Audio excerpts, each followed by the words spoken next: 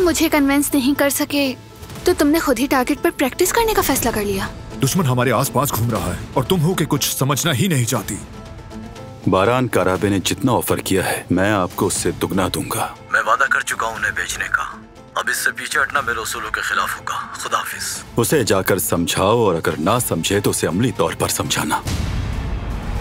हमें कैमरों की फुटेज मिल गई है भाई। कुछ पता चल सका है कि ये कौन है? किसी व्यू में चेहरा साफ नजर नहीं आ रहा। ये आदमी या तो हमारा दुश्मन है या हमारे दुश्मन का आदमी। मैंने अपने सबसे काबिल बंदे लगाए इस काम पर। जल्दबाजी हमारे लिए नुकसानदेह होगी। उस कमीने के एक ट्रैप की वजह से मैं खुद ही अपने भाई को मारने वाला था।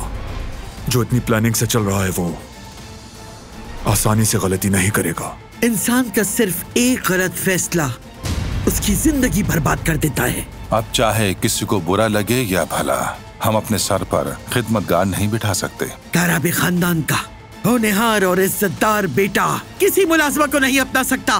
तुम्हारे लिए इस घर में पहनने और सजने संवरने के लिए बस यही वर्दी और कुछ नहीं।